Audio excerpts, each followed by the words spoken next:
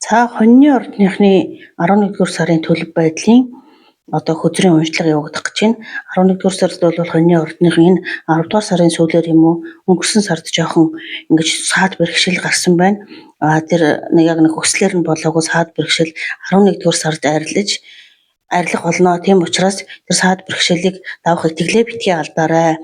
Энэ бол энэ саад бэрхшээл бол танд тодорхой хэмжээгээр туршлага хоригдлуулахад тус болсон. Тийм болохоор тун удахгүй таны саад бэрхшээл арилнаа. Энэ нь бол ер нь хөжрийн зүгээс харж байхад ажил хөдөлмөр дээр юм байна лээ. Зүгээр одоо бол таны эрүүл мэндийн тал дээр эхлээд мессеж өгөх юм. За эрүүл мэндийн тал дээр бол та магадгүй компьютер дээр, утсан дээр их олон цагаар ингээд ажиллаад байгаа хүн байгаа учраас эрүүл мэндээ нүднийхээ эрүүл мэндийг сайн хамгаалаарай.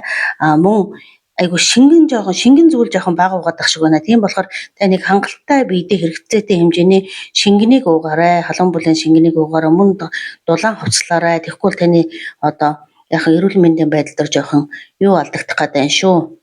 Жоохон баланс алдагдах гээд байна шүү гэдгийг танд сануулж байна.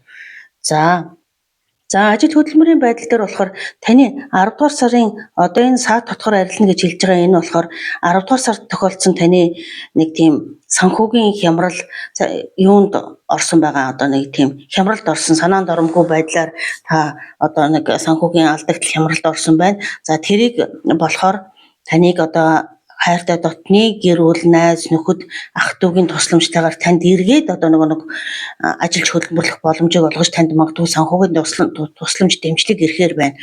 За тэгээд та магадгүй хуваараа бизнес хийдэг, хуваараа ингээд ганцаараа юм урлаж бүтээдэг хүн байж болно. Эсвэл ганцаараа бизнес 8 хийдэг хүн байж болно.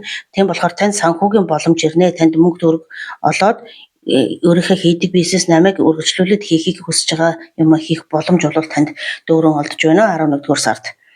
За хүн хоорондын харьцаан дээр болохоор таны хуучин харьцаа, хуучин өнгөрсөнд үлдсэн харьцаанаас хэн нэгэн амьдралд чинь эргэж буцаж ирнэ. За тэр нь магадгүй багын найз нөхөд ер нь урд өмнө болоод өнгөрсөн харьцаан дундаас хэн нэгэн буцаж ирнэ. Тэр нь хинч байж болно. Тэр хүнтэй та чин сэтгэлээсээ ярилцах сайхан цаг үеуд боломжууд магадгүй гэр бүлийнх нь хэн нэгэн, магадгүй багийнх нь найз нь хэн нэгэн, магадгүй урд өмнө хайртай дуртай байсан хэн нэгэн нэрнэ. Тэр хүнтэй та цагийг айгүй чин сэтгэлээсээ ярилцаад хоорондоо бие биенээ ойлголцох тийм сайхан боломжтой цаг хугацаанууд танд бол олдохоор байна. За тийм болохоор тэр харьцаан дээр айгүй гоё бие биендээ хайр инэрлийг өгч бие биендээ гоё айгүй хөнгөн сэтгэлээр хандаараа. Тэгэж нэг асуудлыг хөндрүүлж юм уу ямар нэгэн байдлаар хүн дээр тусгаж авах хэрэггүй л гэсэн үг. Нэгсэндээ цагийг хөгжилтэй зугаатай сайхан бие биендээ илэн далангүй ингэж зүрх сэтгэлээ нээж харьцахад цагийг зарцуулаарай гэсэн. За ийм 11-р сар болох төлөвтэй байна таны хувьд. За хоньны ордныхондоо 11-р сард нь амжилтыг хүсье.